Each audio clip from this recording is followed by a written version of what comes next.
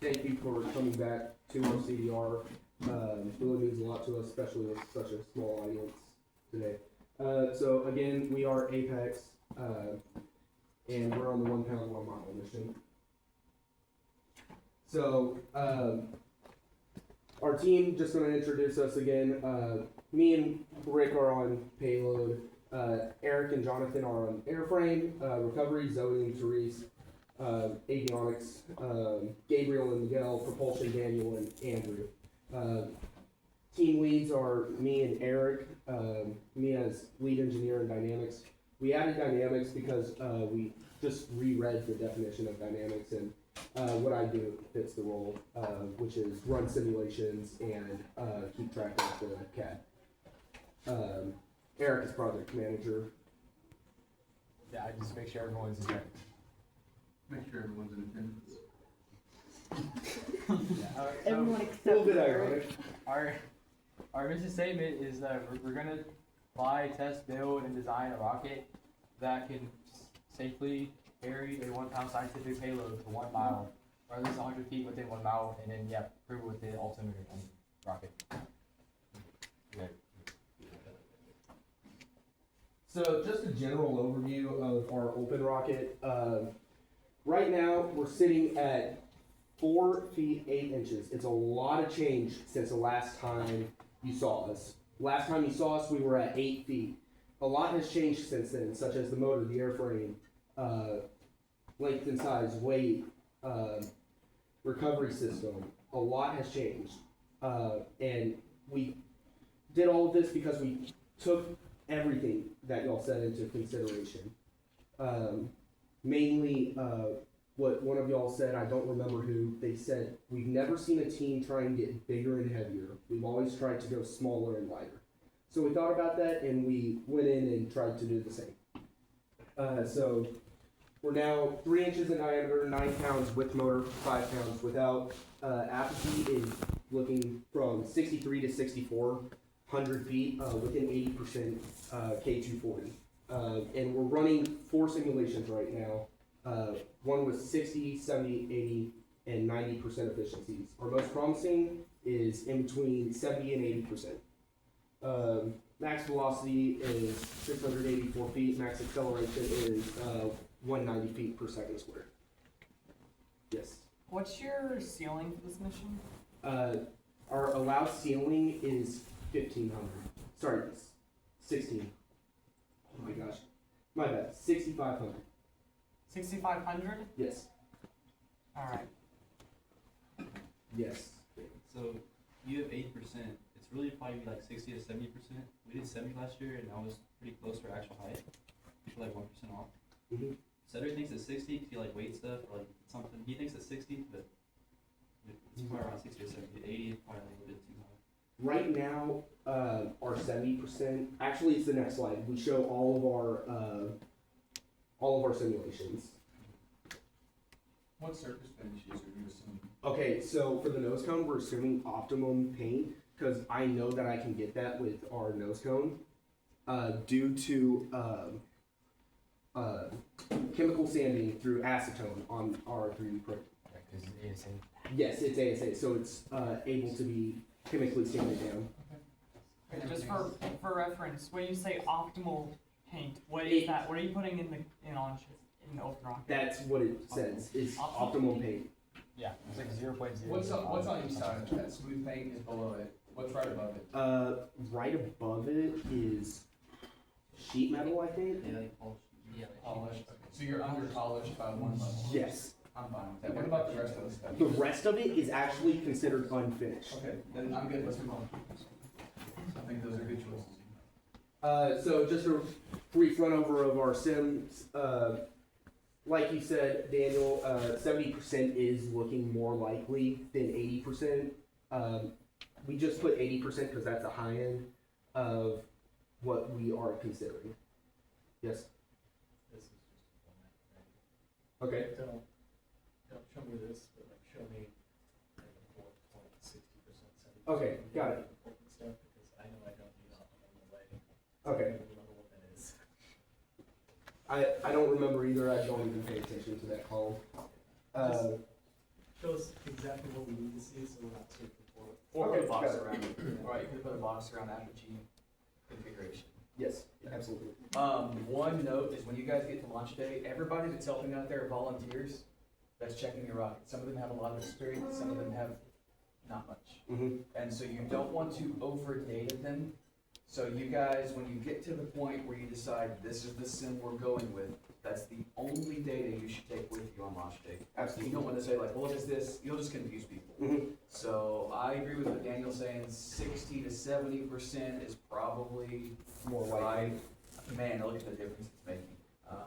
Just a big. Yeah, pretty big. So I think you're okay. But if you go out there and you say, well, with 90%, we're gonna blow the ceiling, they're not gonna let you fly.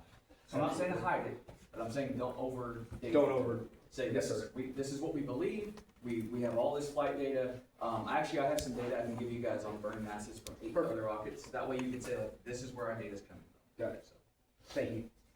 Any other questions before we move on? So I took control of the budgeting, and I'm going to emphasize like the large change that we had from switching from an L motor to a K motor. And we originally, when I did the budgeting, I picked out every single component that each component group was going to use. It topped like right at $1,100, but now we have what, like the max. 1,880 or something Yeah, like that? something like that. And yeah, now we have like significantly more wiggle room. Our payload's a lot cheaper. It used to be $60. Propulsion used to be like $100 more. This used to be cheaper. This is a lot cheaper because you're going to use one single body tube now that our rocket is literally less than 5 feet. And yeah, recovery is cheaper than dual deployment by like $30 margin. So there you go. So how much of this money is actually spent, or how accurate is this? How well do we know? Because you're like down to the penny. So we have a sheet inside of our Google Slides, and it's kind of like our mass dimension logs, but instead it's for every single part that we're gonna order, and whose team's job is it to take care of that piece and like use it on the rocket. So you're like this. Everyone's saying like this is what it's going to be. Yes. You grow just a little bit, you're still way okay. Yes. Yeah, the K240 is significantly cheaper. Yeah, that's on the high margin, so we probably even have more budget left, but we're leaving a bunch because of shipping and whatever, just in case. We good to move on? Alright. Oh, that is not popping up. Okay. Click it again. Oh, okay. Go ahead, Eric. So yeah, today is our CDR, obviously. We're gonna start acquiring our materials tomorrow. If we have any concerns, we're obviously gonna address it probably after school or Friday, and then yeah, we're gonna start getting it around tomorrow. And then we haven't really decided on fabrication testing or FRR, but I guess we'll see how long it takes for this to ship. But yeah, and then yeah, those two. Yeah, I'm not very sure, except for yeah, obviously May 8th. And please do mind that we have already tested some materials. Do you have an inventory status tab in your master dimensions log? Yes, we do. It's very rough right now. We're still trying to find some parts in there because I wasn't aware of that until Monday. So we're still working on that. Yeah, and the big point of it is we don't want to assume we have something in the shop and not order it, and then in like a month, we're like, you said we had that, and you're like, I thought you got it. And then we're stuck with a custom part or something rocket related that's either sold out or 3-week shipping. We've had that happen in the past. We had parachutes show up 4 years ago. We had parachutes show up 2 days before launch. That was scary. I think we might move some around sometime. Maybe get more time for this to make sure everything's in the shop. Alright, guys. The other piece with all of that is as you don't wait. The waiting word is very dangerous at this point. So whatever you can get done, work towards those things and give space for the stuff you don't have yet. Yes, sir. Okay, so yeah, our job as airframe is to create, design, develop, and test an airframe that is capable of carrying the one-time payload while being able to support launch stresses and recovery shock. So every way that we work with each team for recovery, we have to support the ejection charge, and we have to make sure like the connection points are good. And the way we work with payload is we just have to be able to carry the one pound and certified recovery. And for avionics, we just ensure that the flight computer and all the data gets sent. Right, I didn't add it, but we also work with propulsion to obviously make sure the motor stays in place during flight. I said this last time, that's one of the coolest things I've ever seen. That you're saying like, here's how we support every other team. And y'all do this on every group, right? Yes. So you're thinking about integration, you're thinking about how things connect.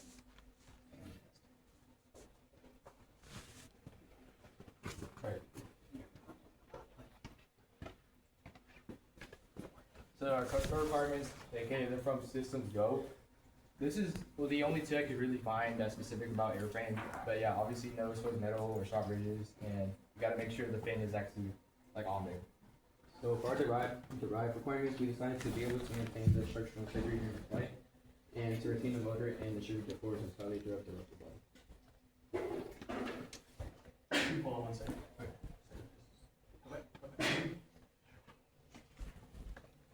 Another customer requirement. How does this connect to the Systems Go equipment? With airframe? Like you mean like what do you mean? Like the launch guides? So it has to integrate with the Systems Go launch.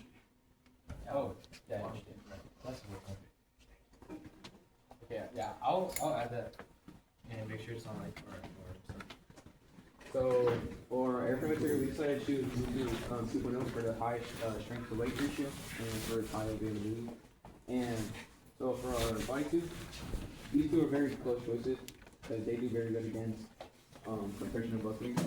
And but the reason that we decided to choose Bluetooth, it's still very good, but the main problem is price of availability, and that's why Bluetooth. Who did a buckling comparison on these materials? yeah, it was good. Where'd you find that information? I just took like general material strengths because there's a lot of data about this,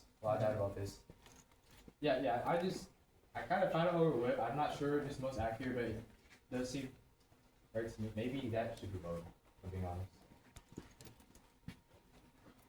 Okay, yeah. So for our nose cone, we decided to choose ASA because it has a strong impact resistance and it does really good against heat. And the reason we chose ASA because again, exceptional impact resistance and the sunlight tolerance against like PLA and A's can be less, which is very good. And it has a very good layer adhesive. And this is a cat feature of our nose cone. Oh yeah, by the way, Taylor, we'll talk more about this later. We're gonna be very brief about it, but the reason why we included this is because we're gonna be out on the launch pad for probably hours, and I just want to make sure that the nose cone will stay intact because there's like these are very infamous for melting under like light, just sunlight. And there isn't any major changes, but the only change is we did change the connection point, which was originally right here, and then we did shorten it. Yeah, it's like push stuff inside the shoulder. We'll go more into that during payload as well. What shape is that nose cone? Yeah, I believe it's power series. Yeah, power series. So it has like compound curve in those cones, if that's on purpose. Yes, that is on purpose. And what's the length to diameter ratio? Or the aspect ratio of it? It's 8 inches long, sticking outside of it with a 2.5 inch shoulder, 3 inches in diameter. Maybe 3.125, based off of the Bluetooth that we have in shop. You have 3-inch diameter? Currently. Okay. So the exposure is 8 inches, so 3 goes to 8 twice, 2.7. I don't want to say what it really is, 2.6. Alright, got it. And why the power series? We just found in simulations that it kind of works best, but it's also really easy to get a smooth shape on it with 3D printing.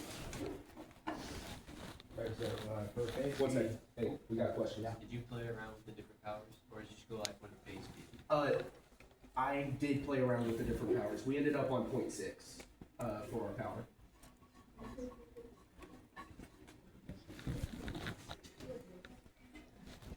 Right, yeah, 550.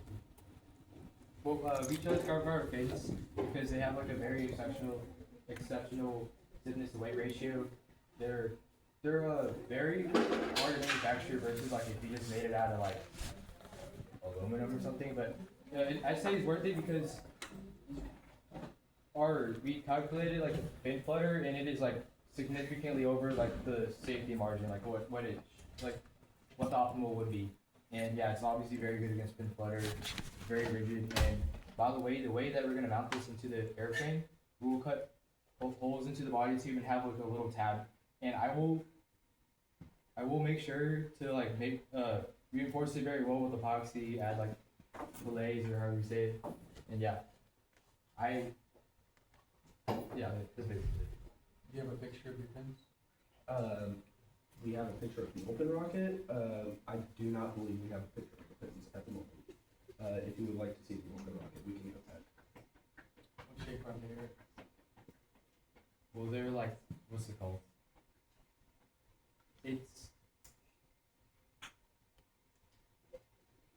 I know what it is because I messed around with it in open rocket a lot. It's like, yeah, I can't name. Anybody? Currently, right now in the simulations, they're considered trapezoidal, 5 inches long, 1 inch tip through. What's the span? 0.15, I believe. Or thickness, or No span. what do you mean by span? I'm sorry. The height, the fin height. Oh, sorry. 2.5 inches. 4 pins? 3.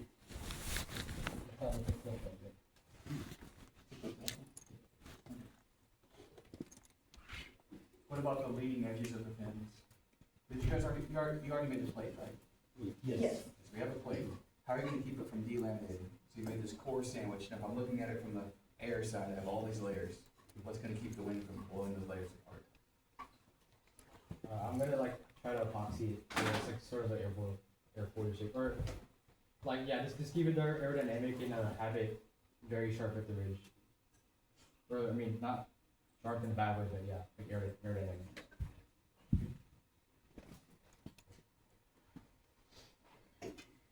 Alright, so this was an issue with our last slide and we did fix on it. We integrate with the recovery because obviously this is what we'll be mounting the shock cord, but what we're gonna do is on the bulkhead that was right above the motor and on each side of the AV base, because we're gonna use that to mount the shock cord. But we're gonna use basically 1/4 inch plywood along with an eye bolt and obviously the washers and nuts, and we will laminate it with epoxy with carbon fiber basically, because it adds like significantly more reinforcement. It can also add like blast resistance against the ejection charges. And yeah, that's basically like all the benefits that gives the rest of the solutions.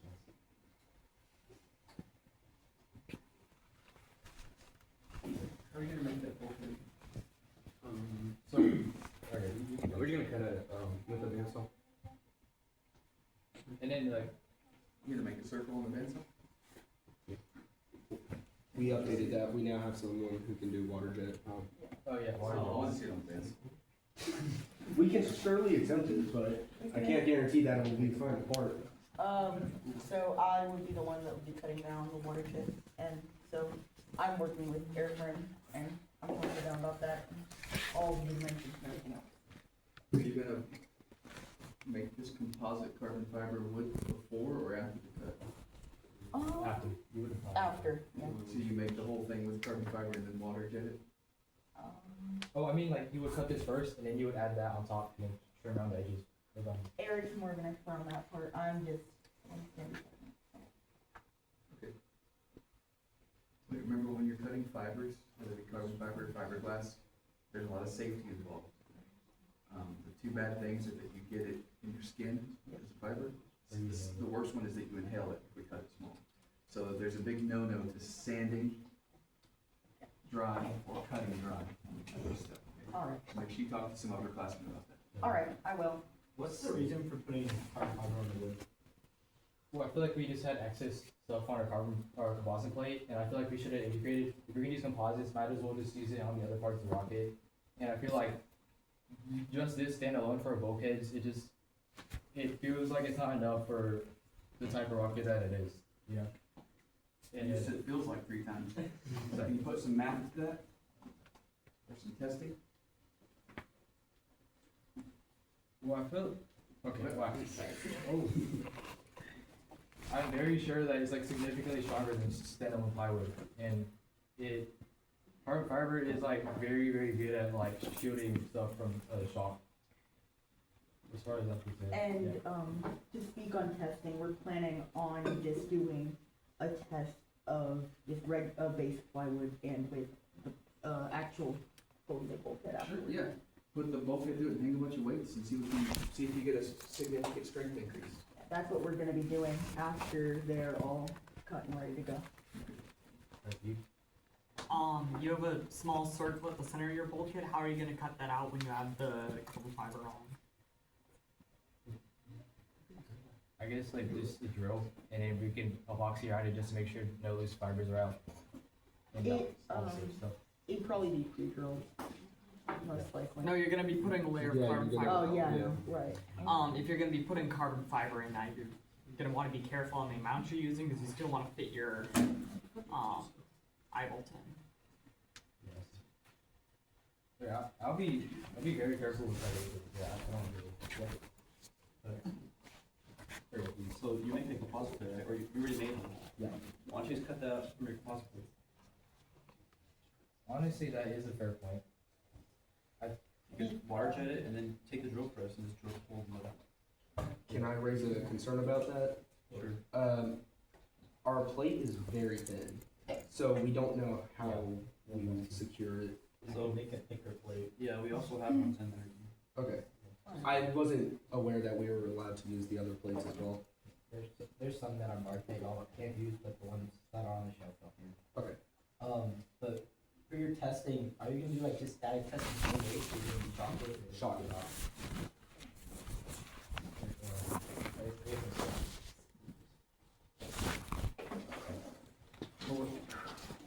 So you want me Hold on, can we go back to the other one? 5%. To the open rocket, go all the way back to the I have metrics. burgers. Rocket. Want me to go All the way grab back to the metrics. I just wanna I'm make gonna sure go grab y'all some charges. covered everything you said you were gonna cover. Alright, so we have a single piece of Bluetooth. Yes? Yes. And we have the nose cone. Who's in charge of the separation? Is that recovery? It's recovery. Okay, so y'all are gonna talk about that. Launch flows. How are you installing those? How are you aligning them when you install them?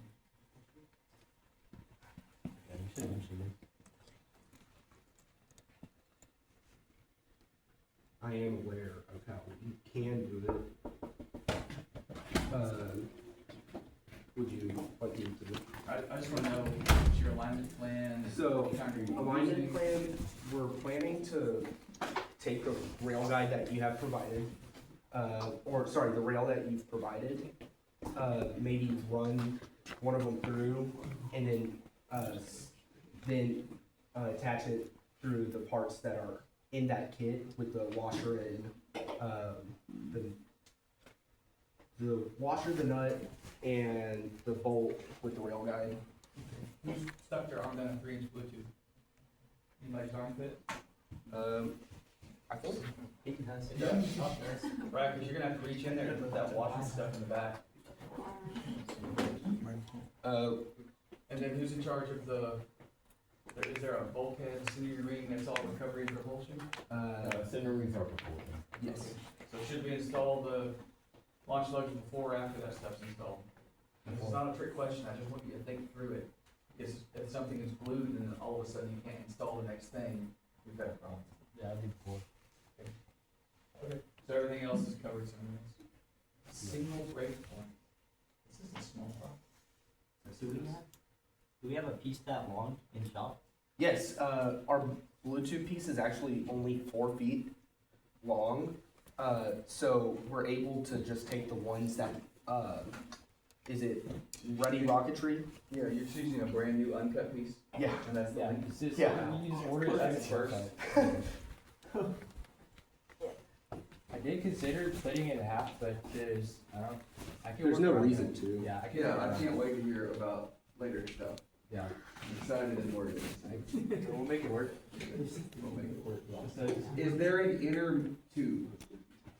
There's no number two. We felt it'd be redundant to only add Waverly. Okay. Okay.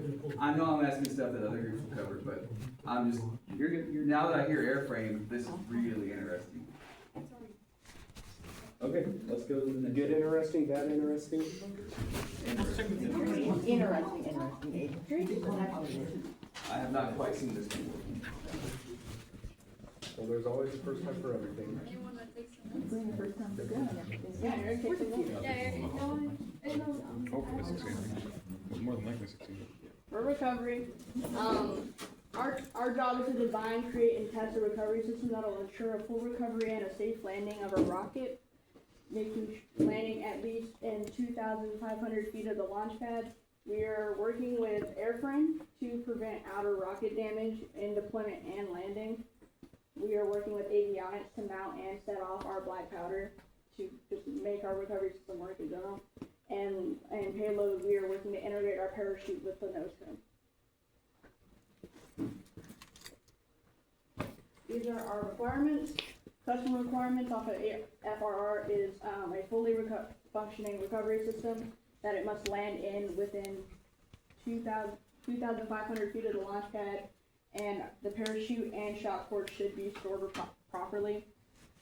Derived requirements, we're working with a single deployment system, ensuring a functioning Jolly logic system, and properly folding our parachute.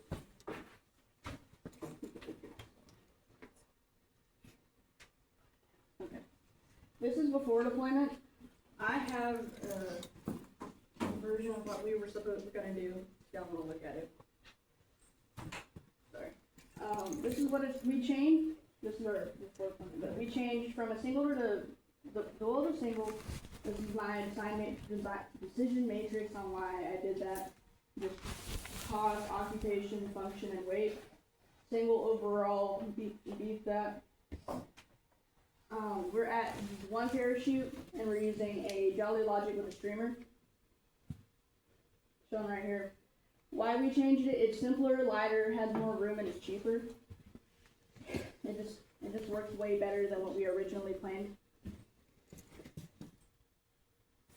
This is my parachute details. Can we go back? Sorry. Okay. When you say it works way better, how are you saying, or what are you basing that on? I didn't mean to say that. It does not work way better, but it's more assured to work better than a dual deployment. When you have dual deployment, you're hoping that both charges will go off, but that also makes you a little more worried when you have a single deployment and only one's going off, so you can ensure your parachute is going out. There's a simplicity thing here. Do you know how your open force changes now that you're using only a single parachute? That's a her question. Yes, I have it in other slides that has open force, but right now it's a really safe load. The slides actually might not be updated. I put this in present beforehand. You should So- probably refresh it. But actually, when we had a dual Just go slideshow now. deployment system, I hadn't calculated the open force yet.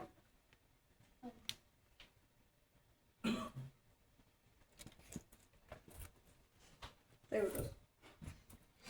Are y'all gonna talk more about the Jolly Logic? No, I don't think so. There's not too much to cover on Okay, and that. what's your testing plan with that thing? When I do plan to test it by dropping it off that tower and seeing what its reaction time is to see if we need to make it on a higher, like a quicker reaction time, or what we should change about it to prevent tangling and whatnot, because I do worry when I do it, when I attach it to there, just putting it in there can roll the rope around. Yeah, the other thing I'm worried about is the rubber band being really weak or breaking while it's out there bouncing around in the air. Yeah. So you need to find a way to stress test that. I wanna say pull it behind the car, but you don't wanna tear up the parachute with a Jolly Logic. So maybe on Slade, if you can get somebody with the gator to pull it somewhere safe, or even just shaking it around the yard. You're gonna be falling at some velocity, it's gonna be bouncing around out in the air. You've watched launches. Yeah. And there's a lot of opportunity for this thing Fly off. to fly off as it's descending. We don't wanna see that main open at the bottom of the air. So, I'll tell you to the point that some competitions have banned these because they aren't done right. They fly off. They fly off or they don't open. so it has to do a lot with the band material mostly, and how you wrap it. So Alright. that's two things that you can test extensively. Not just it works one time. It needs to work 20 times. I'm gonna ask the question, why do you have a Jolly Logic at all? Because if you're deploying at apogee, which I assume your ejection charges go off at apogee, right? Yes. Why not just deploy a little bit, like, why not have them go off when you're going to use the Jolly Logic anyways, and then you don't have the piece of equipment that's just unreliable? I think you're asking like, there's no ejection at apogee and ejects at 500 feet. Right? Yeah, I don't So, feel like. what, if I'm hearing correctly, your ejection charges go off at apogee, and then a couple hundred meters, your Jolly Logic loosens, and then your parachute deploys. Why not just skip the Jolly Logic and have the ejection charges go off later in flight? Yeah, that terminal Like velocity. the velocity. Yeah. Well, you're gonna open up a terminal velocity. We have a streamer. You have, wait, okay, I did not It's see you on a- mention a streamer. Yeah, It's on a so with the computer. streamer, we're falling about anywhere from 60 to 80 feet per second. Okay, I did not hear the mention of streamer. I do apologize, I stutter. You said you're testing it by throwing it off the van tower? I'm just seeing the reaction time. Is that enough height to Yeah, you can't deploy the do Jolly that. Logic? Yeah, because it's an altimeter. Well, I was just seeing if I was gonna set it to just open and see. Oh, okay. Yeah, like the timer Seconds. drop. Yeah, okay, that makes a lot more sense. Yeah. I would like to emphasize though, the bundled parachute will also act as a drag on top of the streamer too. Just to put that in. So are y'all gonna buy this? Cause we're using two, so if you take one to the shop, is there enough? Yeah, there's Yeah, we 3 or have enough. 4 in the shop. There's there's a bunch. There's so many. Okay. I just put 60 more in. We've made sure to cover that. Everybody just get on? So we're not going to the Jolly Logic yet. How are you gonna protect that little plastic case and all the sensitive electronics from the hot gases of the black powder going off? We have a fire blanket. You trust it? Enough? Yeah. And then the other thing is, if you could afford it, you could consider running 2 of these, to where if either one of them works, the whole thing opens up. So essentially do 2 parachutes or? No, one Two fire parachute on blankets. 2 Jolly Logics in sequence. Oh, Where I if see either what one you're saying. opens, the whole thing works. It could also cause tangling and complexity, so if you're chasing simplicity, that's a trade-off you have to think about. We also have we have a space range or a limit, so I wouldn't wanna overcomplicate the space we already do have. And is there any chance of tangling with the streamer that kind of blocks this thing from opening? No, because we purposely, if it showed the integration slide, we purposely put it a little farther ahead of it, even when it does deploy. So if it were even close to it, it couldn't because. So this little bundle is being held out of the way of everything else? Yes. Yes. Pretty much. Good. Okay. It's about, what, 7? It's 5 feet away from the next one, and the streamer's attached to the next one. And definitely research the bands. Most people say not to use the ones that show in the box. I was just using those to Yeah, that's fully. fine, but test with the same thing you're gonna test, and then they have those things stretched so many times, so use a fresh one, use a fresh one again, and a fresh one on launch day. Same stuff, same material. Do you have a recommendation on material? I've seen people talk about EPDM bands, like those black ones we have in there, but those may be too large. And I've seen people talk about hair ties, of all things. So go do some research on it. Make sure it's got enough stretch to hold it tight, but not so much that it's gonna lose its elasticity. Yeah. We all done? I might come back to this. Okay, this is our parachute detail. Our parachute is a 48-inch diameter round 12-bore parachute with a spill hole. It will, at 500 feet, our Jolly Logic will deploy, which I will be testing. Not exactly 500 feet, but how fast it does do it. We will be hitting the ground at 22 feet per second. Our prices right now, if I bought it brand new, it would be $132. But in shop, I've estimated it to be $66. I found it off of the Front Range Rocketry one, and he said every inch is $2.75. So What were the 66 in shop? you said, didn't you say if versus the online price is half the price in shop? 30%. And I thought I changed that number. So it'll be about $90, but y'all are still fine. Yeah. It would be placed right under the nose cone, connected. There's an integration slab on that, but I wanted to be able to cover that. And why do you want one with a spill hole? It just helps with stability and keeping our rocket from like going crazy when it does deploy. Good. And this is our streamer. It is a 5x6 long streamer connected to the nose cone with ripstop nylon. Our descent rate would be at least 70 feet per second. Our price right now is $6, available in shop. So this is how, is it for the other side? How confident are you, do you know the CD for the streamer? We've done some Looked it research. up. We have the CD on the parachute, not the Not the streamer? Okay. I might have a paper that tells you CD on streamers based on the length. I can find it. That'd You be can also ask really useful. You can also Right. ask people who made the streamer too. Right now we're using 0.7 is what's used in Yes. simulation. This is how I found the opening force. I got this equation off the Nike parachute manual.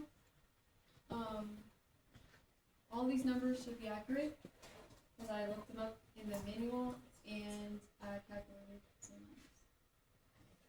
So Your Q value, you're gonna get that. So I did 1/2 times P, which is air density, and I did that in slugs per feet cubed, I think.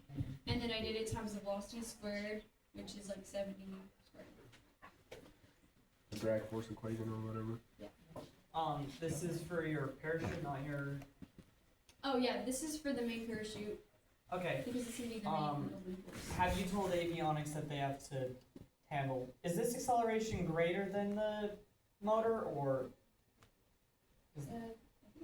I haven't. avionics has to withstand any forces? Have you told avionics that they have to withstand this force? We talked The about it. connection, everything about connection is in like next future slides. It's still in recovery, but yes, the way that avionics bay is secured, I'll get more into that. But we've looked into that already about the open force and straight capacities.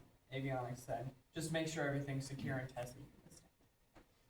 So when you found that number, what safety factor? Are you making everything strong to 111 pounds? Right now, 800 pounds? everything is above like a stability margin of like 5 at least. Safety factor? Yeah, a safety factor.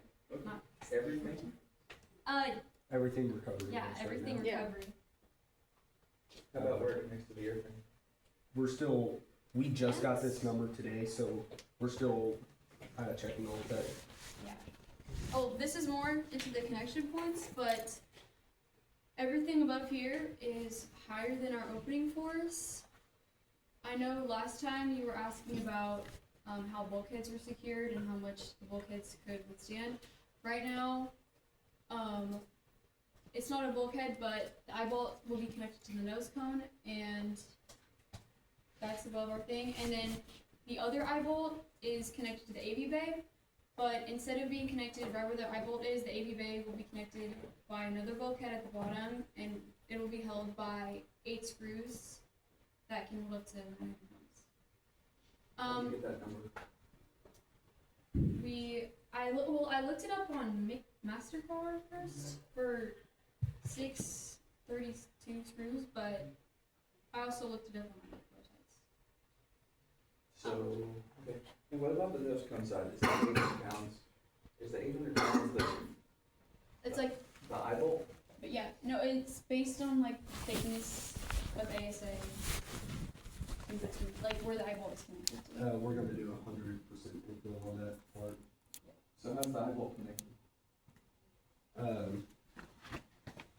Threaded into the plastic? It's not threaded in, but it has a washer nut system. Okay, so it's a bubble, that plastic. On the bottom here, it shows how the shock cord will be packed. We're gonna put it in Z-folds and bundles, which will prevent tingling when the rocket opens. and it kind of absorbs shock because as the shock cord goes taut, the tape breaks. Systems Go hates that. I agree with you. Tape? Yes, they say it's gonna like tingle and it's not gonna open, so you're gonna have documentation that your opening force will definitely break this tape. I don't think you can tape it. I think I read through and it said you can't tape shock. So check the FRR. I think when I checked the FRR, they were, it's also in our customer requirements. They were talking about how the shock cord is packed, and I think they did mention that we should use tape. It recommended that you use tape. Yeah. Double check it, cause they've made us take it off in the past. Okay. When I read through it, it's we're gonna do it. Yeah. Do they have anything about like rubber bands? Because that was another option we had. Like we used tiny rubber bands. In the Probably house. not, but they're gonna have the same concern, that it doesn't open up, and then it's scarier for the IV tube there. I 100% agree with you, and I'm on your side, but I'm not the one who makes that decision. So I would test it, document it, and back it up with the FRR. And how long are your lines? You gonna talk about that? Yes. There are those two shroud lines, one's for the streamer, one's for your parachute. Oh, That's parachute. the streamer, I didn't add it in there, but the streamer will be connected to the soft link for the nose cone. Wait, what? Like, we agreed on the soft link. Right in the nose cone. And the nose cone? Yes. So how does the streamer come out? Well, the streamer will be, I don't, what is the nose cone? It'll be packed to the point, like, the It's not shock gonna cord will be be in the nose behind. cone, but it's going to be connected to it. But what if the Yeah. black powder charge like shoves it up in there, for lack of a better word, and none of it gets out in the airstream to pull the rest out? Well, I'm pretty sure the shock cord will go taut enough with the black powder knot that we have, so that it will pull the So is it streamer. connected to the shock cord or the soft link? The soft link. The streamer's connected to soft link. Should we connect to the shock cord instead?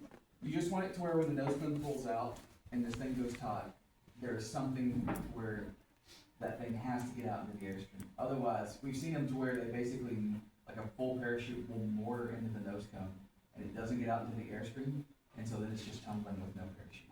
It's not as big of a deal. You're relying on the streamer to add a little bit of drag, but the rocket broken will add a lot of drag, more than people think. But you wanna make sure that whenever this thing is taut, that there's something pulling back, something to make sure that streamer comes out. Does that make sense? Do you suggest we put it down lower or just leave it where it's at now? I'm really scared to make suggestions ever. What I suggest is a slow pull test, and make sure it's actually gonna come out. And if it's mortared down in there, tag it down in the nose cone and still pull, and see if it comes out. Yeah, just assume the worst thing. Streamer's 5 foot, right? 6 feet long. 60 Or 6 inches. feet. So I'd make it 6 feet down the shot, so if it pulls out, it's gonna pull the streamer all the way. Well, currently, right now, we have the deployed parachute 5 feet down, and the streamer was supposed to be on the nose cone. So it's connected to the nose cone. So where the nose, like, yeah, it's not on the shock cord, which is what I was trying to emphasize. Why not have it next to the parachute instead of back inside? That way when it pulls, it's unfurling, and the bottom of it pulls. Then the nose cone pulls it open, basically. Yeah, because if everything is dragging on the parachute, and that's the main drag thing, you would want it around that area instead of just the nose cone. Because everything's on that one. You just focus it all in one area. I just didn't want to add too many things there, just Yeah, because for I agree. simplicity. You don't want it too close to the parachute because then it's, I like the way you have it, but you just wanna make sure it comes out. Even if that means, like what I see is you have an eye bolt sticking out and that's a tangle point.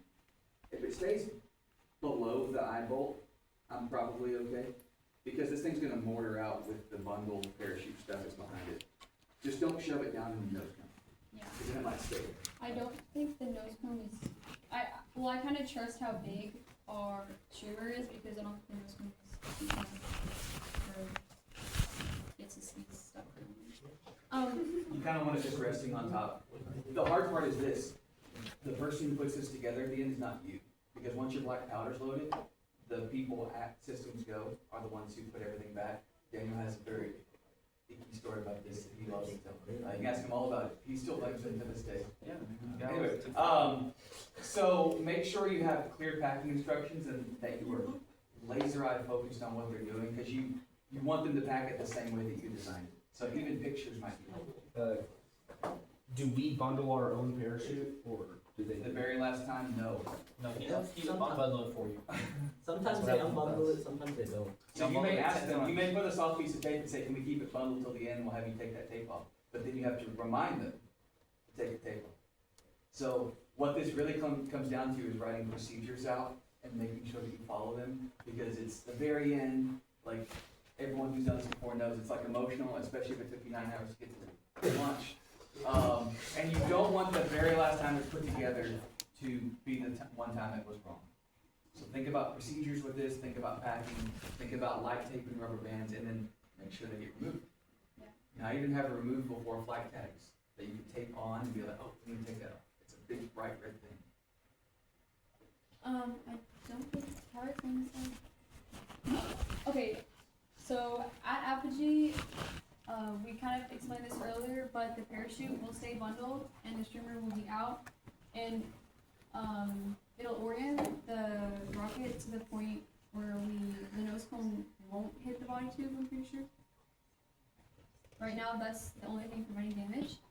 And then as it falls 70 feet per second, I think it's around 22, after 70 feet per second, the deployed parachute will come out and it'll fall at around 20 feet per second.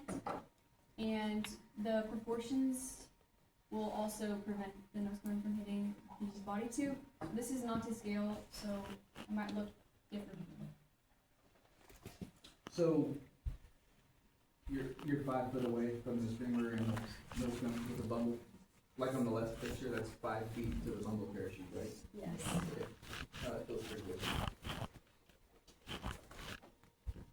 And this is what I use to find the black powder amount.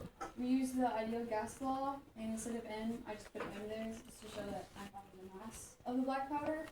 We're aiming for 15 psi, and we'll be needing 0.44 grams of black powder to make the force big enough to open our rocket. Is this just a friction fit nose cone? No, No. it's all held by shear fins. You have any thoughts about Payload is in charge of shear fins. Oh, payload is. Yes, so they Okay, I'll wait then. Yeah. they tell us what they want, like how much force they want, and then we figure out how many shear fins we need. Okay. I would use the fewest number of shear fins you can load, since you only have one break point. Yes. This is a very low risk shear fin situation. The risk is too many shear fins and it doesn't help. Yes. Do you want them to testing this? Because on launch day, you can tell them how much black powder you want. They're not necessarily going to give it to you unless you say, hey, this works. And I just love watching things explode too, so you can see what shootings you want. It's just something like that. Do we have a testing plan for that? Yeah. And around up, you never want to use too little black powder. The phrase is blow it up or blow it out. I don't know if actually.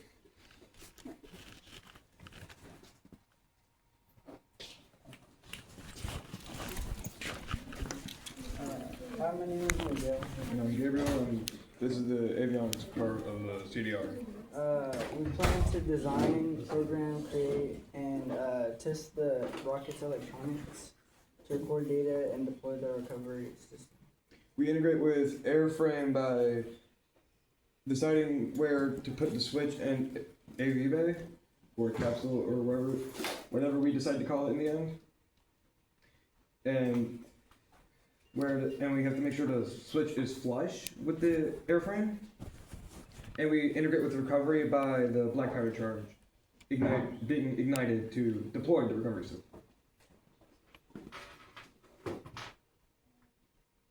Here's our customer requirements. The wire should extend 6 inches from the pyro charge. 28 WG wires or smaller for the E-match and altimeter. And the switch should be flush to the body too. Do you have a slide about vent holes there? Vent holes? I'm sorry, I interrupted your slide. I just realized I'll ask after you say your thing. Sorry. No, it's fine. What'd you ask? Do you have a slide about vent holes? Yeah, that's in our AV capsule. Okay. That's in our AV capsule. All right. Do you guys know why they require 6-inch extension from the pyro charge? Honestly, I'm not sure why. but I would love to know why. So they have to attach your black powder charge. So they need enough wire that they can get their crimping tool and connect that little capsule that Recovery just showed. I would argue that rather than from the charge, it's really from your eBay is what that's supposed to say, not power charge, because that's where they're connecting the power charge. But on the FRR it says from the charge. Really? It is. Typo that. I would say you want it to be 6 inches outside of the rocket.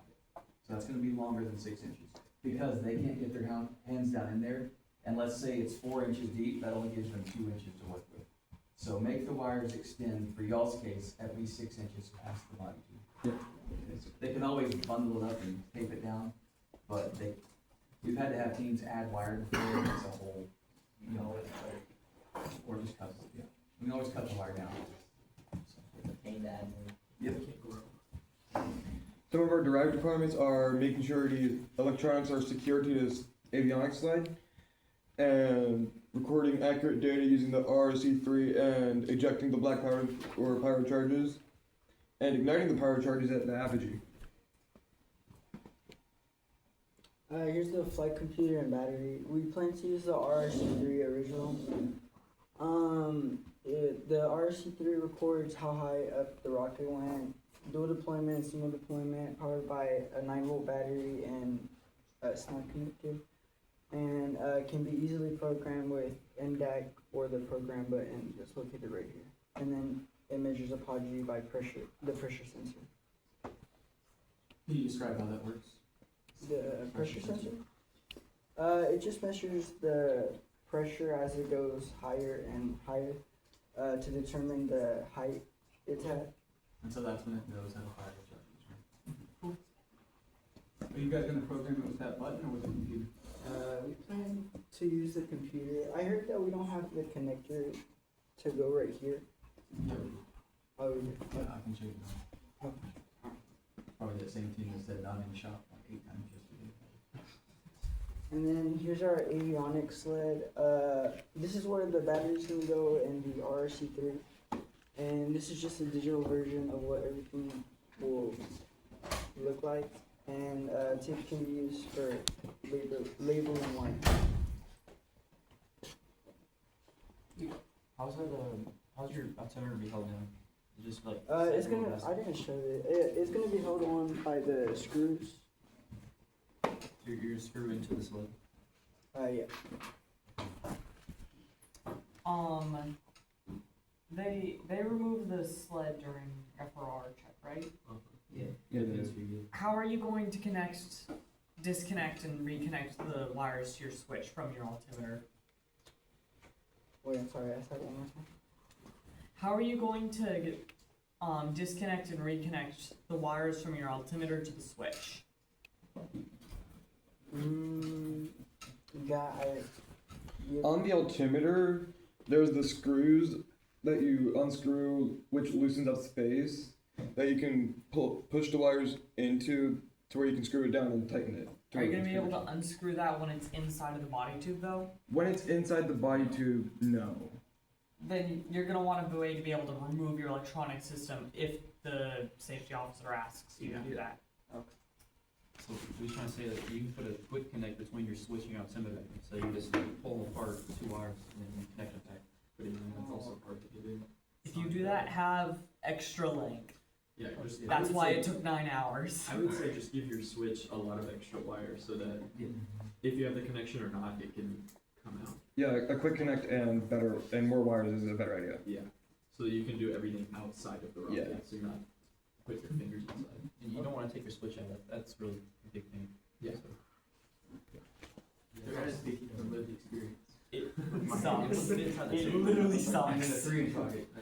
Yeah, it's done for me. I did want to split the body two in half, and it kind of all stems from that because it's all one piece, you know. Like it's not. What keeps the battery from falling out while this rocket's accelerating up and then down? I did have an idea of adding like a little panel right here, which would just go in, how do I say it? Like, it just had a 3D printed model of something that would go in here and then a hole where I could screw it in. Are there any simpler way? Yeah, well, I could just we could just use friction and I wouldn't trust friction. okay. Take time. You know, keep it easy. Don't make everything a 3D project. Okay. The sled's pretty simple. Why do you have the battery and the altimeter on the same side? Is there a reason you chose to do that? No, not really. I just found this one. If I need to, I could always just put the altimeter on the bottom. Yeah, because then your sled can get shorter, Yeah. right? And then you just put a hole for the wires to go through. I don't know if it's a good idea or a bad idea. I just see that's kind of a cramped space and you could easily, Yeah. and you could balance out the weight a little better. Yeah. Maybe it's on one side right now. Is there any more questions? Here you go, Terry. How long is this? How long is this? About 6 inches. Yeah, so you put that battery on the side, you can probably take 2 inches off that, and that's more room for Rika, which always needs more room, so. Okay. Do you have a picture that shows this in context of the whole rocket? Would you have to go all the way back to the open rocket? No, don't. I think it's one of these next slides. Okay. I think. It's 2 slides forward. Okay. Oh, are y'all gonna talk any more about the altimeter? No. Okay, so right now I see 2 wires going out for the switch, 2 wires for the battery, and then a single set of charge wires. So y'all are planning to run one set of wires to the black dot? Yeah. Yeah. Okay, so why not, you have no redundancy right now. What if the first charge or your apogee charge doesn't go off? Do like a delay charge. Well, you have another port where it can send the signal again, just in case the first one doesn't go off. Okay. So you could run another set of wires, and if you program it in a clever way, have it to where they send the signal just a few seconds apart. Okay. Just in case the first one doesn't go off, you have the second one. Okay. Okay. Yeah, that's honestly a good idea. I can find a switch, I never used it. The switch? Yeah, I can master your body too. That's Because if you press it and it goes inside your body too, yeah. Honestly, I We're still believe trying to that's figure that. the connection point. I believe is an referring question, but I'm honestly not sure. That's it. Looks like just clicks I- in, but I'm not. Again, I said I'm honestly not sure.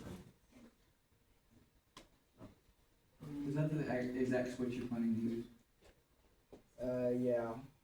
Are you dead set on No, we were talking about alternatives. Yeah. I Yeah, we're have talking an about idea. alternatives. Why don't you just use one of those switches where you use a screwdriver to do it? Because I feel like I feel like in the atmosphere, I don't think that would go well if some. Well, I don't know. That doesn't really seem like It's a strong. rocker switch in my rock. Yeah. Those are not made for rockets, even though they say rocket.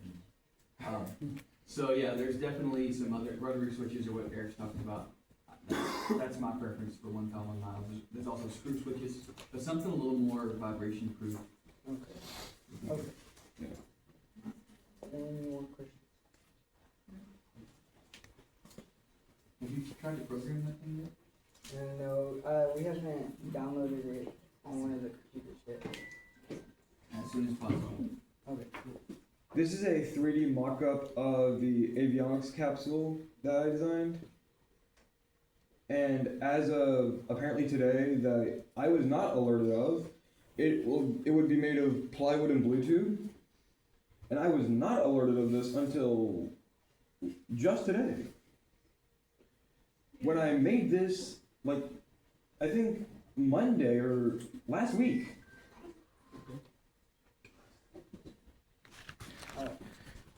There's also a hole, these are holes that would be screwed in, that would let the whole AV capsule be screwed into the airframe. These are not threaded yet. I did not figure out how to internally thread with either Fusion 360 or Onshape. You don't need to. Using taps. I did not do that yet. I know I do not need to. And these are the holes that we're going to be passing the T-screws and the threaded inserts through. So we could, oh wait, no, that's these holes, never mind. That's over there. That's the same thing, never mind. There's also going to be a small divot on the base of this side for the black powder charge. And that is the lid which would go on this side. And we're also making 3 holes around the AV capsule for Each the ring. alternator pressure. Sorry? Each ring, or Each, yeah. like where are they going? Yeah.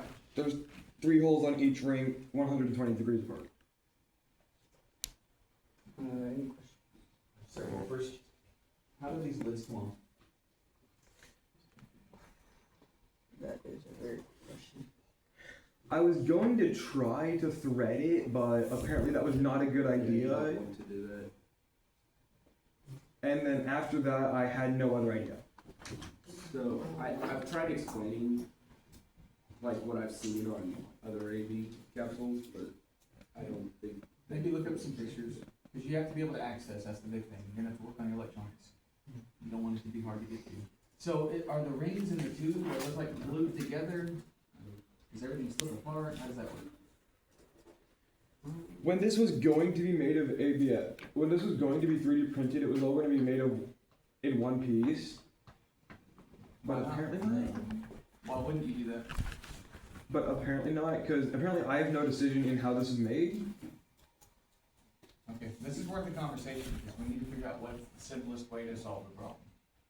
And the wood plus this, and kind of make the holes just the right size, that's an issue. I designed this how I thought was simplest, but and then No, your design's right.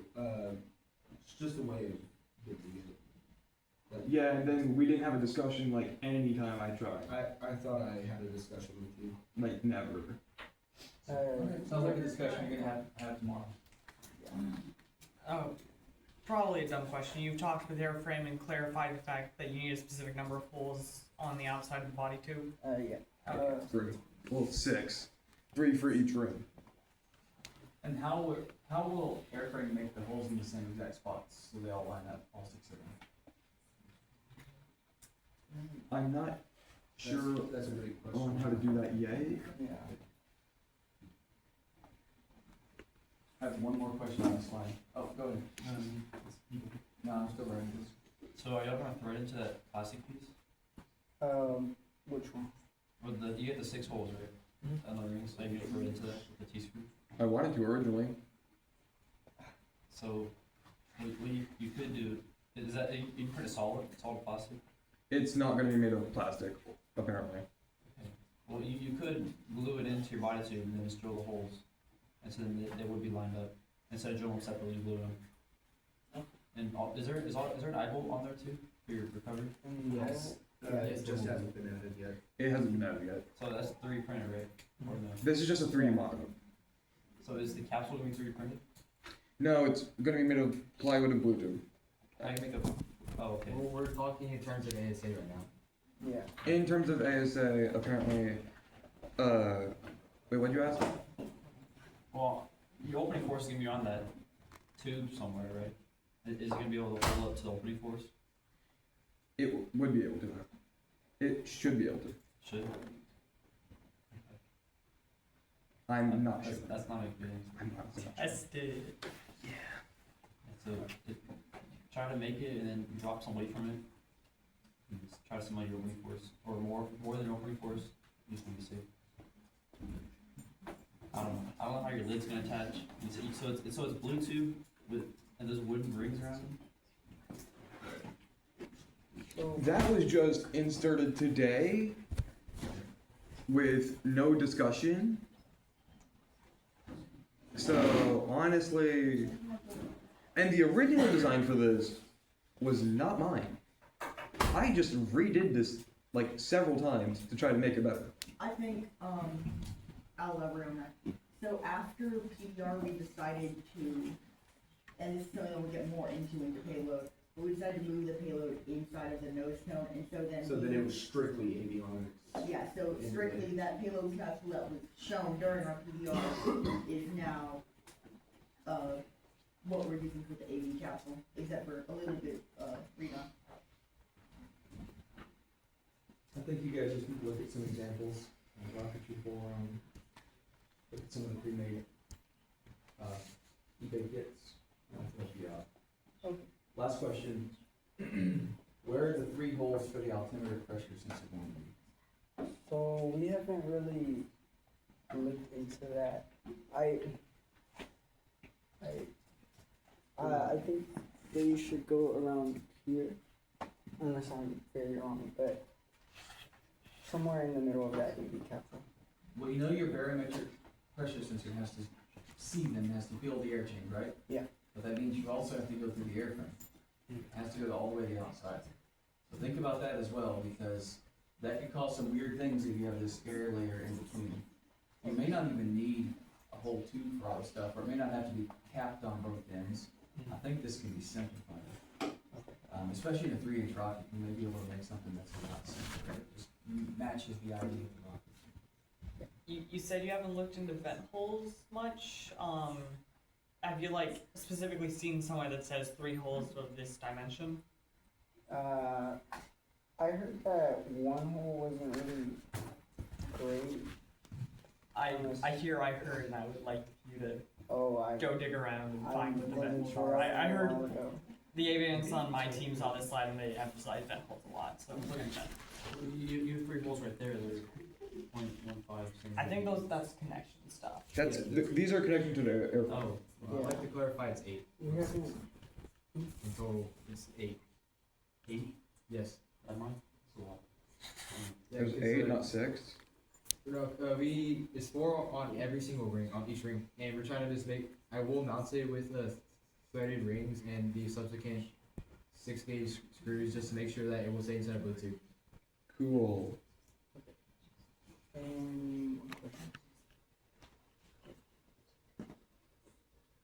And this is where it's all going.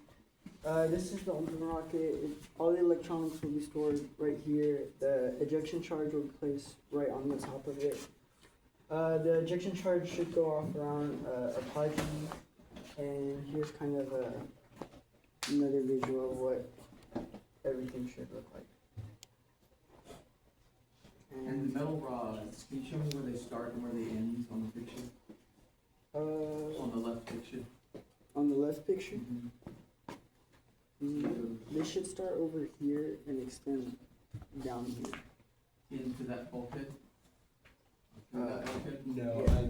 that's an old photo. It's updated on the internet. It's shifted over a little bit. So what do the rods connect to on the bottom? The rods connect on the bottom.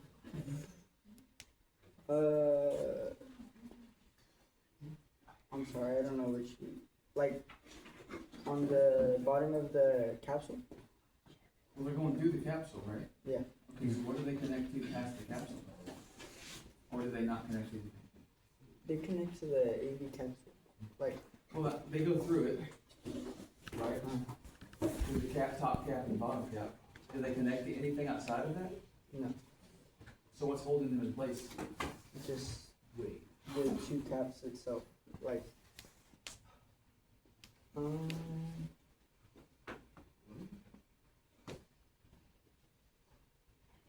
So the thread rods just to keep the sled from shaking around, Yeah. not to keep the bay in place. It's more to keep the sled from moving around. Okay, yeah, they're It using also- rings. It bolts in onto each side of the bulkhead just to keep it in. So there's bolts. Yeah, there's bolts and washers on each side. On each side of the avion. Oh, that's what you were asking. Yes. Okay. But right now, it looks like that would interfere with that bulkhead. Yes, like I said, it's updated in the actual open rocket. So this thing is sort of, y'all's assembly is floating in place and held by 8 screws? Yes.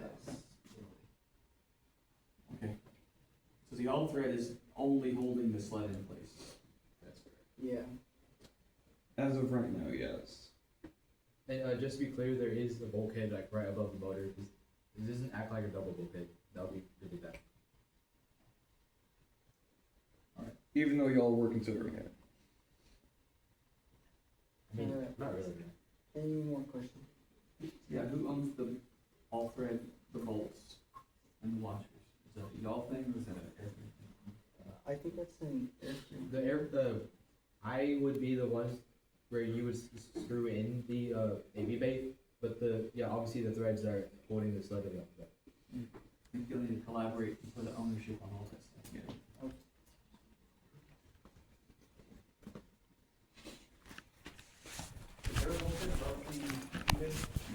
No, the bulkhead is. So we're focusing on Daniel and Andrew. We're the ones putting maintaining and understanding how all the propulsion stuff like the engine, O2 tank, fuel range. We're making sure we know how it works so that way we can. No, I use. I'm sorry, did you say O2 tank? Ox tank. It's saying ox tank and then you. Okay, yeah. Yeah, sorry, mine.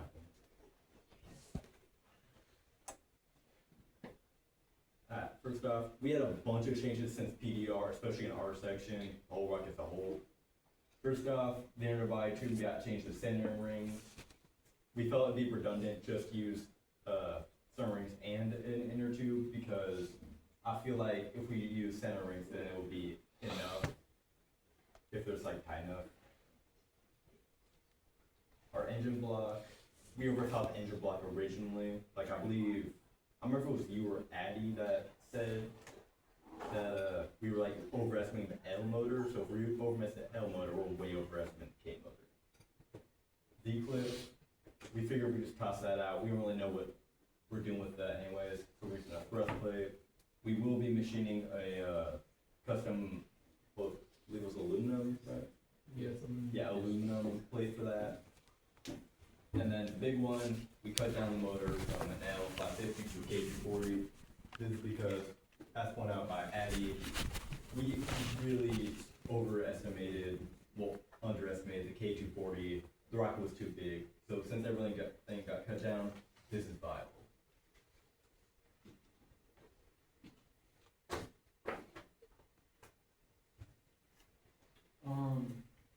Customer requirements, there's a lot. You must correctly and safely install the motor for flight, make sure the rocket or the motor gets damaged. You must use Hypertech, no exposed metal, so like the ox tank can't be exposed, and then calculate the weight. And then the right requirements, make sure future teams have the parts in proper condition. Keep our team updated on numbers, easily load and upload of motor and rocket will reach one. It's a good catch on marking the tank. You're missing one though. You said must not fall out. How do they test the not fall out part? I believe they attach I remember the weight to it, but they attach some sort of weight to it. If anything falls out or breaks from the bottom, then you don't fly. You know exactly how much that is. Do you have something to calculate how your stability changes over flight? Stability over flight. No boat we know is stable from beginning and stable in the end. Older rocket simulations. Okay. By the way, they hang the exact weight of the motor on the rust up ability. Right? So whenever they test the thing that's holding the motor in, they would hang basically the weight of the motor before I think it's a 50-pound weight. It's gonna be strapped to your motor. You're just gonna put it on your motor, and then you're gonna pick up 50 pounds from any fall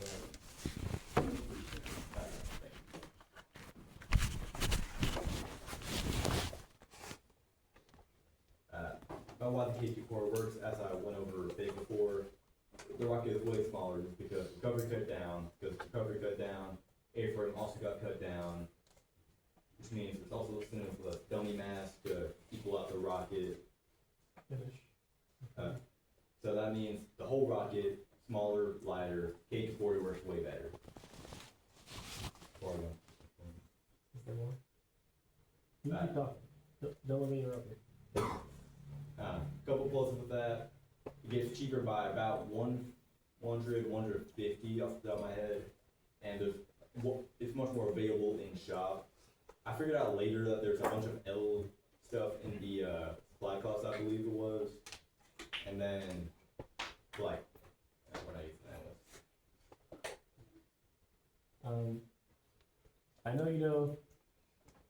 Okay, there's a very big difference between the L motor and the K240, and I know you know the tank, and I know you know the fuel grain's different. What's different about the injector? The injector belt. The injector belt, it doesn't have orifice attachment to it on L motor. Well, supposedly. They kept the old design, it was the old thing, I'm pretty sure Roland's over up in the cloud. Progress of the old design.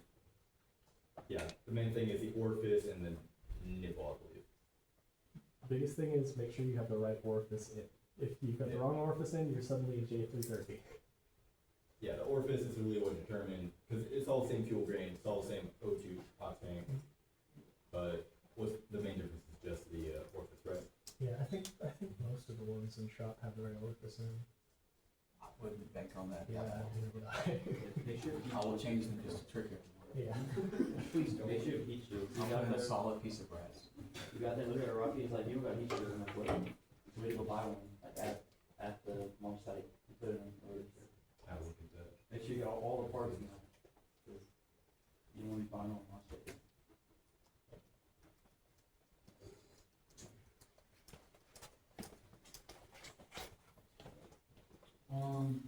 Roadblocks that we had and solutions. The thrust plate, it didn't fit in the motor, or the thrust plate didn't fit the motor. We created a custom aluminum coupler, and adding centering rings deeper could result in epoxy mess.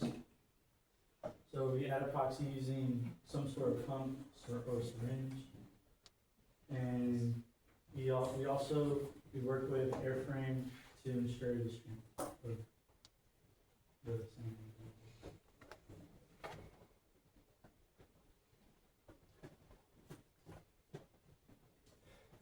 Generally what that's gonna look like is grab 3 center rings, spaced from the back, the middle, and towards the end. Be 1-inch diameter made of plywood. We figured out generally what that's gonna look like. So, and then we're also gonna have the thrust plate in the back. And then engine block, I believe you guys own that, right? Or you guys have an engine block? Yeah. Yeah, cause that now takes a bit different.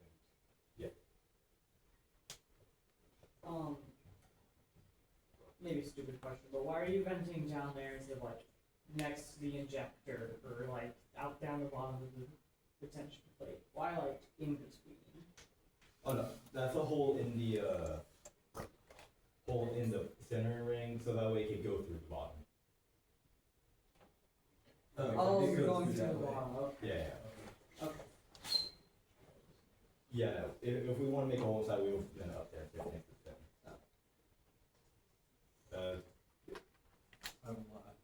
Why 1-inch thick on the centering rings? We figured that's what would work. It's centership pretty good. I don't think it's gonna break. Well, what's Then, is it stopping the motor from going up or down? no, it's keeping the motor in sideways. So how much force is that gonna have sideways? I hope it's near 0. Should. So 1 inch is kind of overkill there, I would think, because it's not really doing anything strength-wise. It's just there to literally center the motor, keep it aligned. Yeah, I'm pretty sure my thought when I decided 1 inch was, one's a whole number, and 2. 1 is a whole number. You're not wrong. I'm gonna quote you on that. That and then I figured A has more surface area with the epoxy, so it catches better. That's a pretty legit one, but again, you don't need that much because it just has to not fall out very much. Question 2, the bottom centering ring. How is your motor gonna slide through that? Yeah, doesn't the octane have to come out? You have to be able to slide this motor all the way in and all the way out. Yeah, I think it's the biggest part of it, right?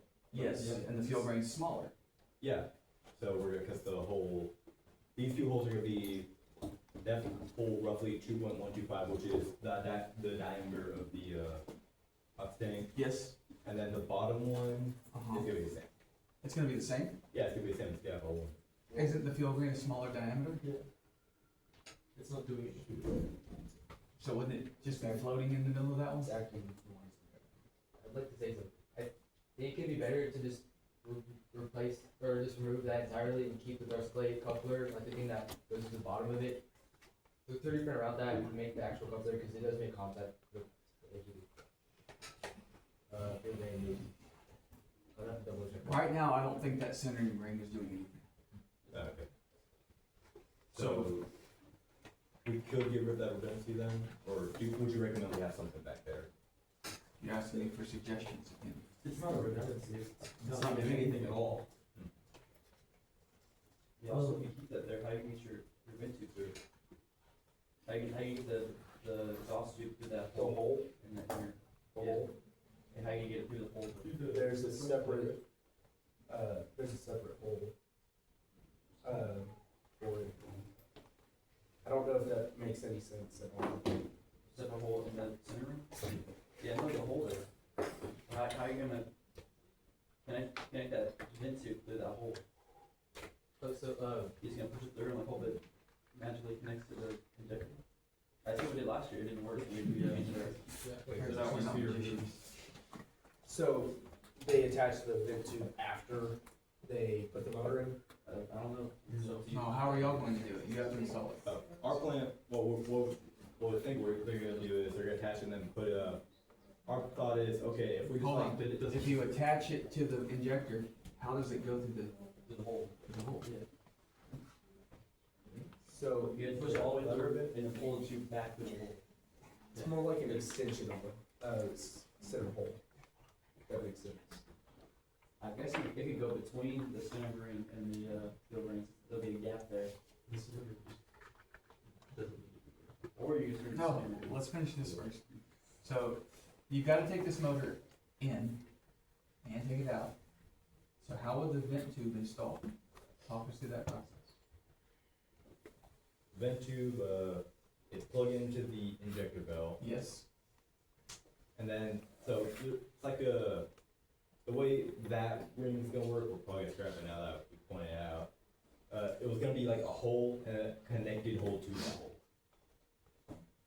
But how would you get the vent tube from up there connected to the injector into the new hole that you just made? Imagine the motor's outside the rocket right now. Yeah. Alright, you put the tube on, the vent tube. And then how are you gonna get it, the motor into the rocket and a tube with that hole in the center? How are you gonna assemble all this together? If it's all apart? That's what he's trying to do.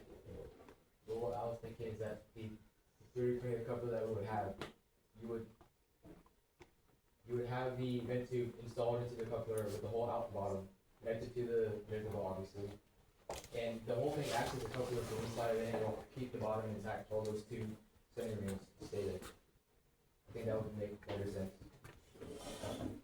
So you're saying the bottom centering ring moves with the rocket motor?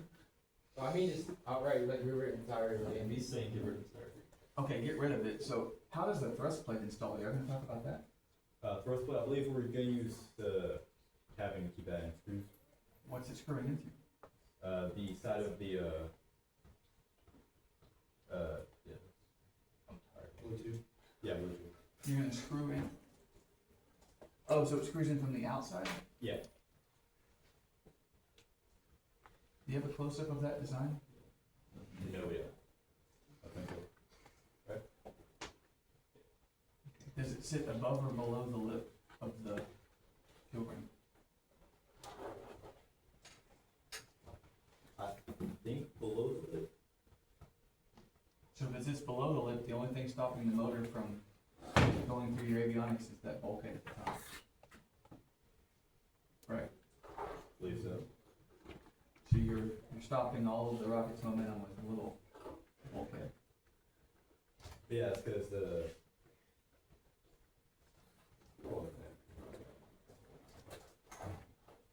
Are you saying it'd be?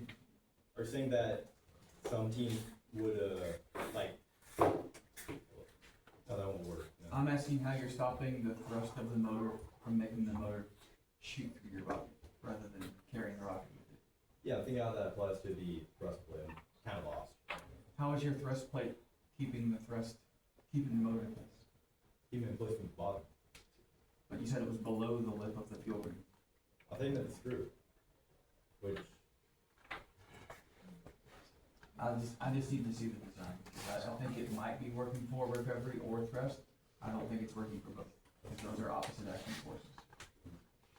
And the other, with that, is the concern of alignment. if you're using that bulkhead to stop the motor, keep it from moving, that means it has to line up perfectly with the screw holes to where when this installs, it touches that and the screw holes line up. And that's a very hard thing to do. Does that make sense? Yes. Right, because when that epoxy dries with that bulkhead, if it's a 32nd of an inch off, those bolt holes won't line up.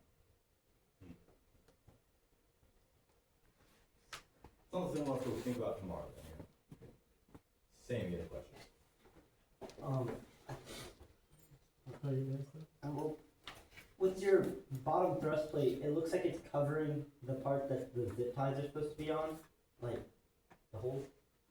So how do you plan on having zip ties? Oh, you don't know about Oh, zip yeah, ties? that's what it says. You saw the holes in the bottom of the rocket, or I mean, the nozzle, you're supposed to zip tie it onto the stand before launch. Oh, okay. Yeah, we kind of forgot about that.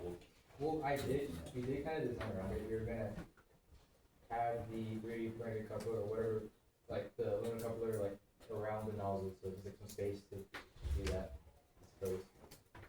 That's a lot. What is this aluminum coupler y'all are talking about? What does it look like?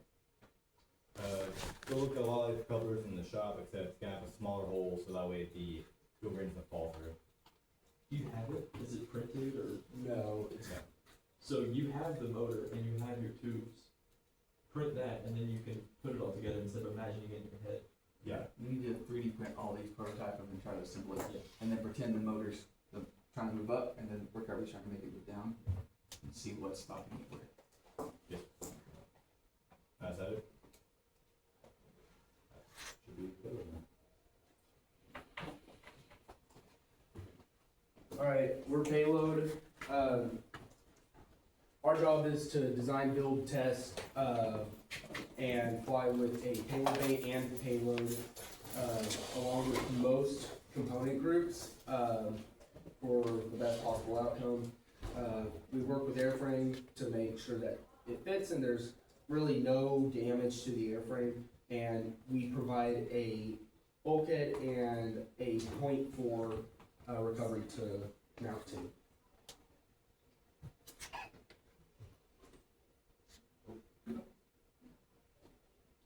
So we have had 3 changes since CDR, and that has been as the payload we use the nose cone. We changed the payload to a gummy worm, and that we actually have given the payload bay that we were going to originally use.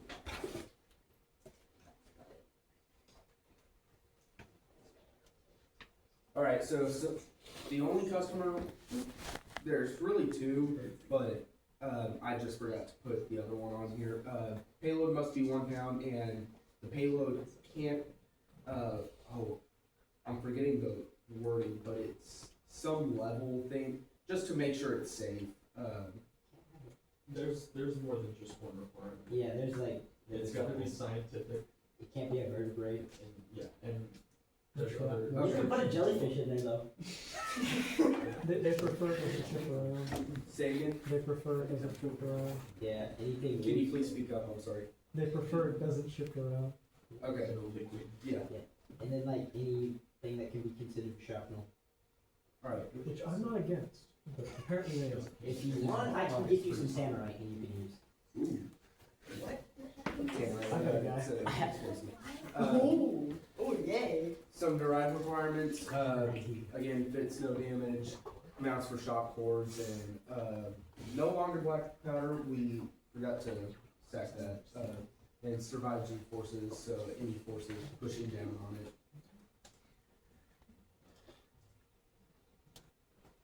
Alright, so these were the basic ideas that we had. So after we switched the motor from the L550 to a K240, we thought about doing the camera again, but we eventually decided just to not do it. And then the electronics, we already have a ton of motor data for the K240 from earlier years of launch, and so we didn't feel the need to have to get more based off of what we already had. And so, for the gummy worm, it allows us to track changes in air pressure, shape. It's just something that we felt would be fun and kind of cool to do. How are you tracking changes in air pressure? With an air bubble inside of the gummy. While we It's on the later slide. later. Wait, why'd you choose not electronics? Like we just said, There's a lot of motor data already on K240s, especially with this program. Like he said, he has like 8 different rockets that he can give us the data from.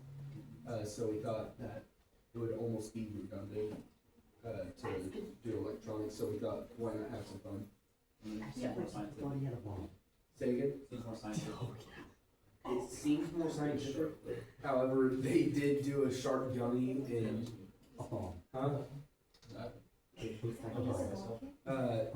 but the main difference between scientific and what you're thinking of, I believe, is the fact that ours doesn't have to be measurable.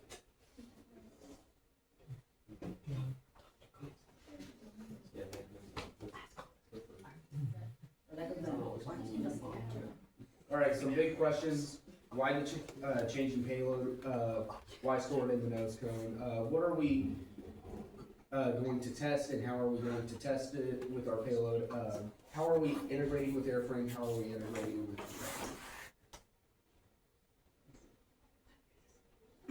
So we chose to change payload because it was actually a bit cheaper than the electronics, and it also met the 1 pound requirement without dumb mass based off of the gummy worm that we found, which weighs exactly 2 pounds, meaning that it gives a control and the actual payload itself.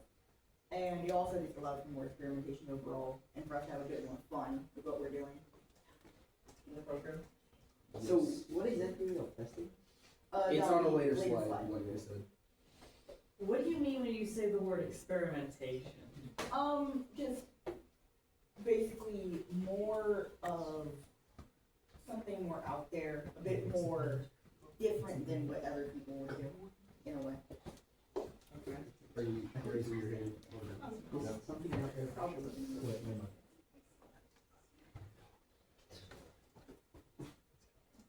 So why store it in the nose cone? Y'all saw already that our nose cone unscrews, and Mr. McLeod told us at PDR, if your nose cone already unscrews, you already have some space in the nose cone, why not put it in there? So that's why we did that, and it also gives our avionics and recovery team some more room. Okay, don't mind the drawing, we didn't really think of a way to CAD this. That's that. But effectively, we're just checking will the metal ball pass through and what will my air pocket do? So, Don't even look at it, don't. You have the slides on your phone. I don't care. He just needs a better photo. well, so effectively, what it is that we have the gummy that's folded into the nose cone. That's more of a thin thing that he's doing. But we're going to then put an air pocket inside, and then we're also going to probably cut a piece and put a metal ball inside, and then put that part back together. And then we're gonna see if the metal ball is able to actually rip through with it going up and down, and what would happen to the air pocket while it's going up and down. Yes, sir? So, the air pocket, you're putting it in there because altitude equals pressure change, right? Yeah. But you're only gonna see The same the gummy result. on the ground. Yeah, just put in the vacuum pod in there, you can actually see it in a lot of time. The air pocket changes. And It's a clear lid, you can get the pocket expand.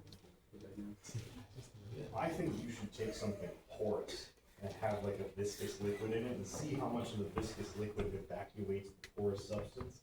That way you can measure your pressure change, density of material. So, we thought about that, but then we remembered that, By that I mean you should stick a cheeseburger in it. we thought about doing like a liquid substance, but eventually we both agreed that wouldn't be a good idea, which, I don't think you can go more in depth onto that, but we did agree that that would be good. Do you ever worry about how you're securing the gummy? It's just gonna sit in the bottom of the nose cone. My question comes up. Okay, there is the other part of the eye bolt on in your compartment. Yes. Is there any worry that the gummy's gonna shift and potentially ruin your experiment because it gets torn up by the? We're gonna put a cover on the other bolt. A what? Like a little cover, maybe out of TPU or PLA, just something that will sit over it. Alright, just make sure it doesn't like tear up the gum because I kind of Yes, Sam. So for metal ball, is it a single ball or is it like a bunch of beads? It's one singular bead. One, like, why one singular bead? Like, that's. How big is it? Yeah, how big is this ball? It's like one of the copper beads you can find in the shotgun. They'll be fine with that. How do you? If it was more than one, they'd be mad at you. Yeah. I kind of assumed that. So in order for it to be like a experiment, you have to have like before and after, you get the results. So you're not gonna see this going, you're gonna see it before you launch, or like before you get into the tent, probably. I don't think you have any reason to take it out. And then after launch, and it's May, 100 degrees, the whole thing could be liquid afterwards. Yeah. No, but His was under a tent for 9 hours. mine was in a cooler. There we were salty. We're looking at maybe 85 outside as well. Just like, But y'all were concerned about Yeah. anyways. Yeah, just like understand how to measure your results and how you actually like isolate it to launch. It could change because of the weather. Did you do like this and the electronics? yes, but we're also trying to cut down on budget as much as possible. Are you over budget? We're under budget, but we like that cushion. How much under? Under. Oh, you weren't here for the beginning, we're 180 under.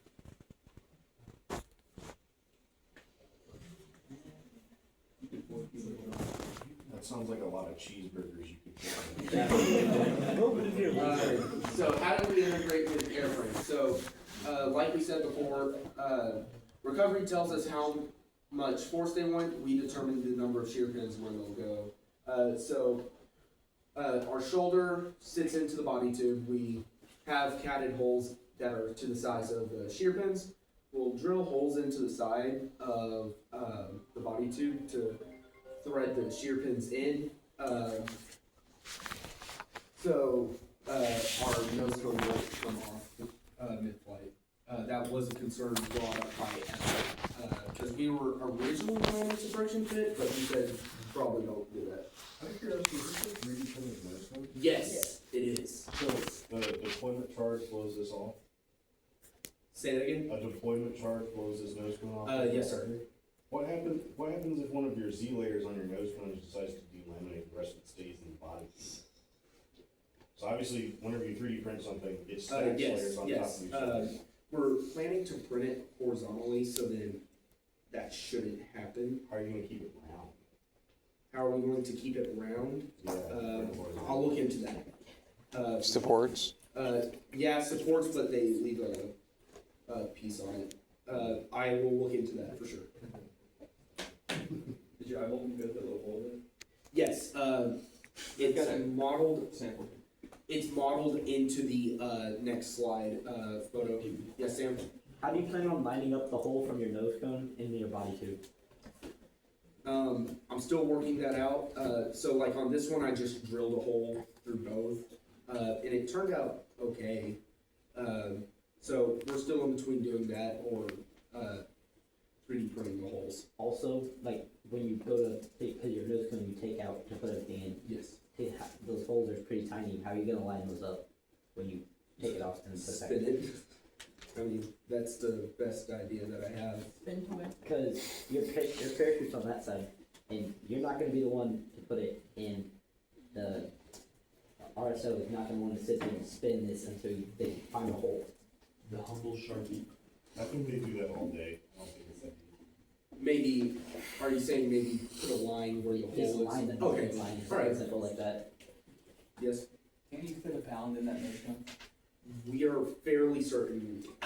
This is a little less than a pound. That feels like more volume than all of that. like a 3-inch rocket. You're gonna need some pretty dense stuff to make a pound fit in there. Just get some osmium. Right. So I'm pretty concerned that you may have to That's pretty dense. move your payload, extend your nose cone. It's only the densest. It's only the densest material on A Earth. pound is really hard in a 3-inch airframe. We'll look at that, The actual fact. for sure. The easiest fix is just to move the bulkhead down the shore. Yes, our recovery team, we've tested packing length with them, and they don't need as much room as we originally intended, so we could move that shoulder back down. You can also make a longer nose cone. That doesn't have much drag. Out of curiosity, where's the parachute? The parachute, yeah, it's all the way at the start. The payload is right above the parachute, right? Yes. What happens if the gummy bear melts onto the parachute and sticks it together? Yeah. Weren't you gonna add like a plate over or something? Yeah, so we're putting a plate or a cover over that hole, so it shouldn't leak out. I want to say watertight, but I guess it's gummy bear type. Is it gummy bear type? Gummy worm. It's a gummy worm. Do our best to make it very watertight. I'll look into that. No, not yet. It's 30 frames. I mean, it'll be okay. But we're also landing at 20 feet per second. No, I'm saying like when it's free falling and the shot goes to the height, this thing is ripped out. Oh, yes, that. We've tugged on that pretty hard. We haven't been able to really test it, but we're planning to do a shock test on it. I put a bunch of weight here to get a pound, and then I drop it in the dock and the shock would like tie on so everyone. Yeah. So I'm asking you a dumb question because I had to step out. Okay, you're good. You're experimenting to see if gummy bears change how. So if we go back, so. So it's if the ball passes through the gummy Yeah, bears? basically, and if there's any change to the air pocket, that It's a would be singular factored BB. in as well. With a single BB. So how are the gummy bears are just packed in there? It's a gummy worm. It's a gummy. It's a gummy worm. What's your hypothesis? Not what's the question. What do you think is going to happen? We're thinking that the metal bead's gonna just rip through, or that, we're thinking. Based on what? Based on this speed overall. So the acceleration of the rocket taking off is going to make the BB. There's one of the really hard things about this is during recovery, this nose cone is upside down and shaking around out in the air. So any experiment you try to do based on the ascent of the rocket, you may lose all the evidence because it's going to flip over, turn around, hit the ground.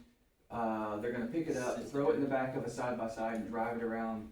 So you kind of need to think of a more, I would say, recovery-proof. Now see, if you wanted to flex on the haters, you put a CO2 cartridge in it and you freeze it before it comes down. That way it's static. You get the ascent profile frozen in the nose cone.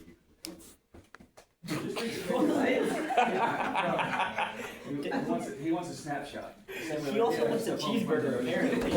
He said So, cheeseburger just earlier. think through that because it feels like, I know we have the cost thing, and I know we have the mass thing, and I know we're trying not to do the dumb mass thing. But this feels like, it's like, oh yeah, that'll kind of be scientific, rather than, hey, we have this space, what can we actually do and actually measure and actually validate? You don't want it to feel like, oh, it's a pound of gummy bears and they threw a BB in there just to see if it would move around. BB's gonna move around, but I don't know how much you're gonna know that happened because of the ascent profile of the rocket. Right, and there's a way to test it. You can make this compartment, figure out how much acceleration you'll get, and swing this thing on a string in a circle. And that'll tell you if the experiment works. And then we can shake it around and drop it and see if it undoes the experiment. You can test this on the ground. And it'd be cool if you had a ground test of acceleration to be like, yes, this works, or no, it doesn't. And we should see something similar. So get a little smarter about it, is what I'm getting at. Yes. All right. You could also, like an actual good experiment, not me joking, you could take, there's these little test strips that are for stress strain that change color whenever they're violently shaken. You can have a different variety of those strips loaded into your rocket. You can see how violent one of those motors is by which strips will change color and which won't. And they're like 40 cents from Can I talk to you afterwards to figure out where we can find it? Sure. Not too long, we haven't eaten dinner yet.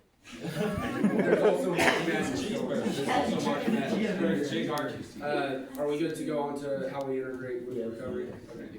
So we integrate with recovery by giving them a bulkhead and a place to put an eyebolt connection. Yes. So y'all own the nose cone? Like Payload Yes. own the Yes. nose cone? Okay.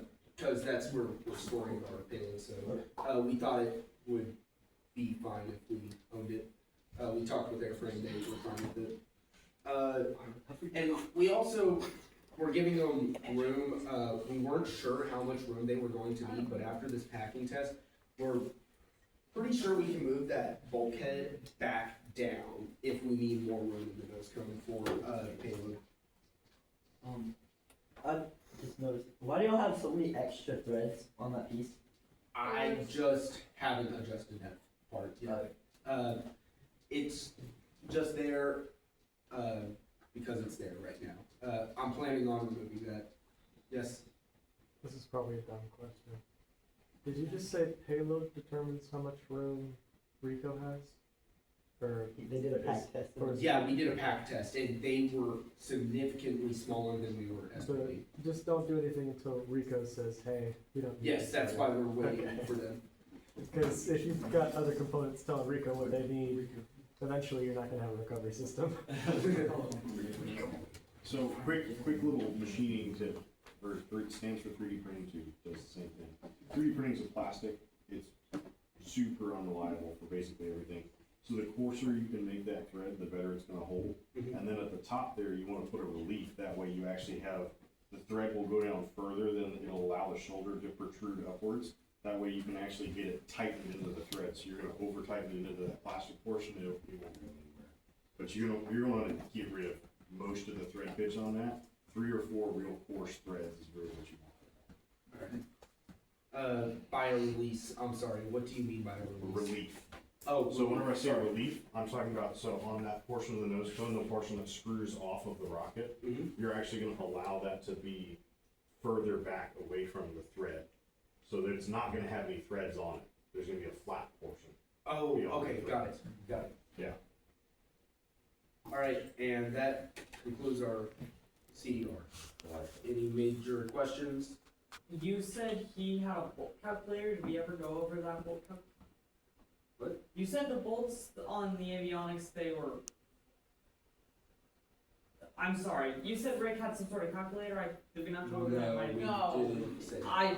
You're good. I'm You're hearing good. things. Don't Okay. worry about it. And then drift distance. What's your drift distance? Drift distance right now, we just calculated it again. We're looking at about 500 feet. Do you have wind? Yes, we're looking at 8 knots, gusting 5 in either direction. Alright. You do wind too. That's something that I'm working on at the moment. I'm waiting for. I'm trying to figure out where I can get multi-wind layer data around this area. Windy.com. Windy.com. All right. Yes. You should save some of your payload for me to eat. Maybe we will. You Or also- maybe you can eat the control that's on the ground. Marco, are you gonna eat it? No. I'm asking you to save me some. Just be there when we launch it. I'm launching at a different site. Oh yeah. I'm not getting up 3 a.m. yet. It's my favorite thing to do. Why don't we just get up and roll? Like, how about that? Yes. All right, so thank you all for coming. We are now done with our. It's any questions. I've got notes for you guys, but the general thing from me is that we have some groups that need to discuss, right? This is always a thing, integration between component groups. We have a couple of ownership questions, to use the corporate word. There's parts that somebody thought somebody else was in charge of, but other than that, pretty much no huge red flags, just a lot of yellow things to look at. Let's give them a round of applause, y'all.